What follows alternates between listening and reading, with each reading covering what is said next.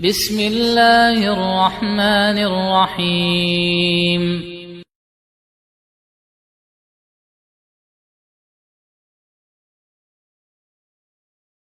Bagian yang kedua, tentang sebab pengharaman. Ini juga menjadi perhatian para ulama. Walaupun seorang muslim sebenarnya, ketika sudah tahu hukumnya haram, langsung menjauhi. Nggak boleh seorang muslim mengatakan, saya harus tahu dulu dong apa sebabnya, baru saya tinggalkan. Nggak boleh seperti itu. Orang muslim itu ketika dia tahu, ini adalah perintah atau itu adalah larangan, sami'na wa ata'na, kami dengar, kami taat. Perintah dilakukan, larangan ditinggalkan. Tetapi para ulama juga membahas untuk kita lebih memahami dengan baik. Ada hikmah-hikmah mengapa dilarang. Maka jemaah sekalian, para ulama menyebutkan ada 5 sebab mengapa dilarang. Dan kita akan tambahkan satu lagi sebab yang mungkin sesuai dengan zaman ini, yang ke-6. Jadi insya Allah kita akan menyebutkan 6 sebab secara ringkas mengapa dilarang membuat gambar-gambar bernyawa.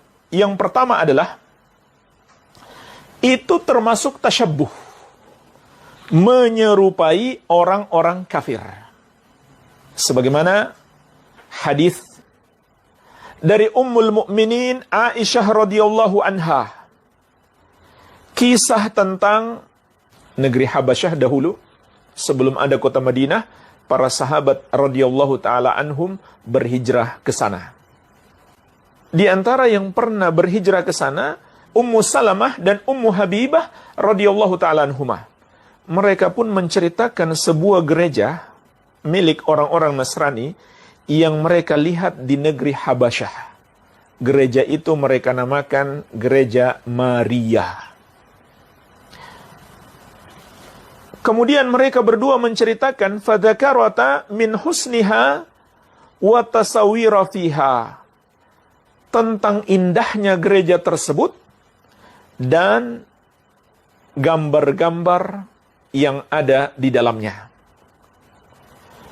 Farafa'a Rasulullah sallallahu alaihi wasallam ra'sahu faqal, maka Rasulullah sallallahu alaihi wasallam yang ketika itu sedang sakit mengangkat kepalanya, padahal beliau sedang sakit, karena ingin menyampaikan sesuatu yang sangat penting. Beliau angkat kepalanya, kemudian beliau bersabda, ulaika idza mata fihimur rajulu salih banau ala qabrihi masjidah. Mereka itu, apabila wafat orang soleh di tengah-tengah mereka, mereka akan membangun tempat ibadah di kuburannya. Summa sawwaru fihi tilka suwar. Kemudian mereka buat gambar-gambar itu di dalam rumah ibadah tersebut. Ulaika syirarul khalqi indallahi ta'ala. Mereka itulah seburuk-buruk makhluk di sisi Allah subhanahu wa ta'ala.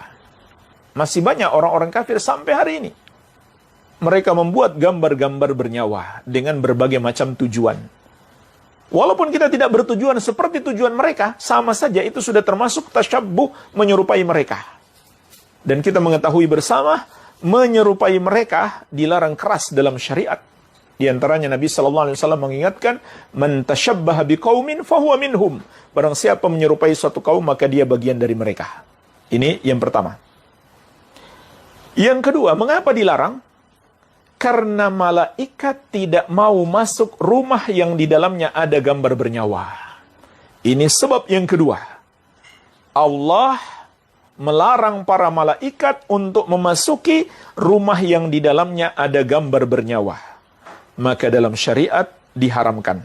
Sebagaimana diriwayatkan Al-Bukhari dan Muslim dari sahabat yang mulia Abu Talhah radhiyallahu anhu, Rasulullah sallallahu alaihi wasallam bersabda, la tadkhulul malaikatu baitan fihi kalbun wala tasawir.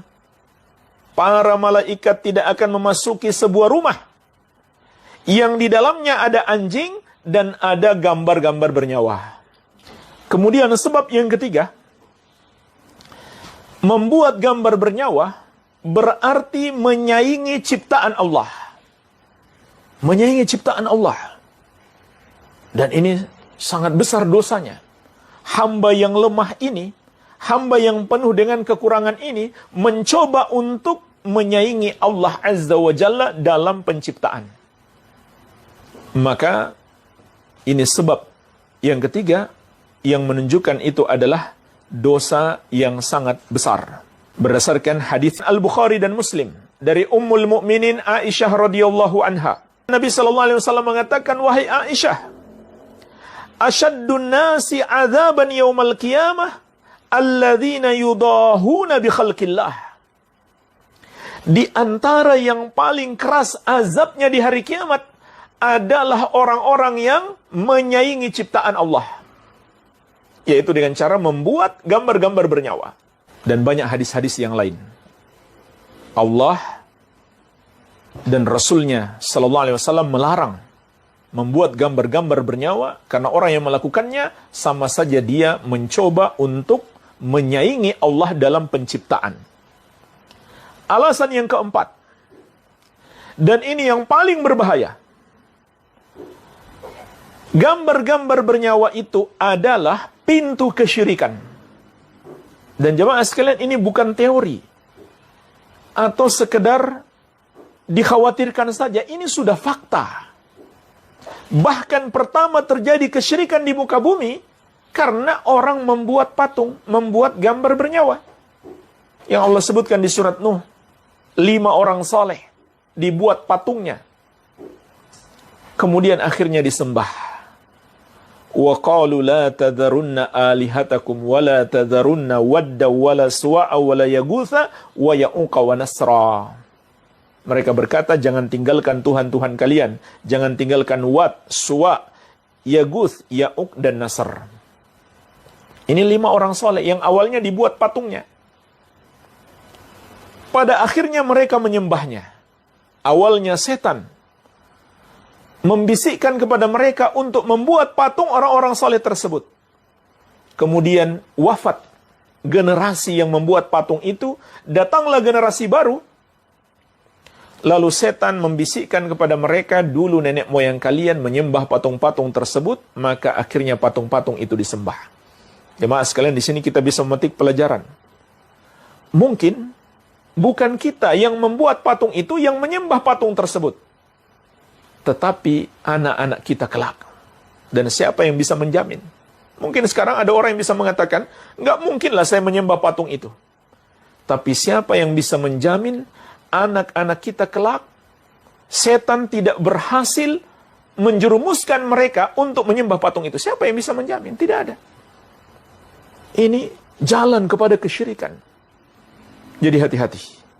Dari semua alasan ini, maka yang keempat, yang paling berbahaya. Kenapa disebut lebih dari satu alasan? Berdasarkan dalil-dalil. Walaupun seseorang mengatakan, nggak mungkinlah saya menyembahnya, tetap dilarang. Karena itu tasyabbuh, menyerupai orang kafir. Dan juga membuat malaikat nggak masuk rumah kita kalau ada di rumah. Dan juga menyaingi ciptaan Allah Azza wa Jalla. Kemudian alasan yang kelima, dan ini alasan tambahan, berdasarkan dalil-dalil yang umum. Kalau 4 alasan yang pertama, ini berdasarkan dalil-dalil tentang pengharaman membuat gambar bernyawa. Sedangkan yang kelima, berdasarkan dalil-dalil yang umum. Apa itu? Larangan boros harta atau membelanjakan harta pada sesuatu yang tidak bermanfaat. Apalagi pada sesuatu yang haram. Pemborosan harta untuk sesuatu yang tidak manfaat. Andai kita katakan tidak haram sekalipun, tidak ada juga manfaatnya. Seorang muslim itu hartanya tidak boleh dia pergunakan kecuali untuk hal yang bermanfaat. Baik bermanfaat untuk dunianya, terutama untuk akhiratnya. Apalagi kalau hukumnya ternyata haram, bukan sekedar nggak manfaat. Hukumnya haram. Dan terkadang jemaah sekalian berlebihan mereka hargai. Sampai ratusan juta. Bahkan ada yang miliaran. Puluhan juta pun sudah nggak masuk akal. Yang mungkin modalnya cuman nggak sampai 100.000 dia buat. Kita punya harta, kita beli sesuatu, katakanlah bermanfaat, tapi manfaatnya sedikit. Sementara ada yang lebih bermanfaat. Untuk sedekah, minimal untuk menabung. Untuk sedekah jemaah sekalian, betapa banyak orang miskin yang butuh bantuan. Baik, ini sebab yang kelima. Sebab yang keenam, mengapa diharamkan? Kalau itu gambar bernyawa laki-laki, maka itu bisa menjadi fitnah bagi kaum wanita. Begitu pula sebaliknya, gambar bernyawa kaum wanita menjadi fitnah bagi kaum laki-laki. Ini juga sebab yang lain. Fitnah. Ya, betapa banyak seseorang mengupload foto-fotonya di Facebook. Menjadi fitnah jamaah sekalian. Sama saja. Wanita adalah fitnah bagi laki-laki, dan laki-laki adalah fitnah bagi wanita. Dan Allah telah perintahkan, wa qul lil mu'minina yaghuddu min absarihim wa yahfadhu furujahum. Katakan kepada laki-laki yang beriman, tundukkan pandangan mereka dan jaga kemaluan mereka dari wanita yang tidak halal bagi mereka. Perhatikan jemaah sekalian ayat ini. Allah melarang kaum laki-laki memandang kaum wanita. Ini ayat berlaku umum. Sama saja. Memandang langsung atau melalui media. Sama saja, ayat ini juga umum.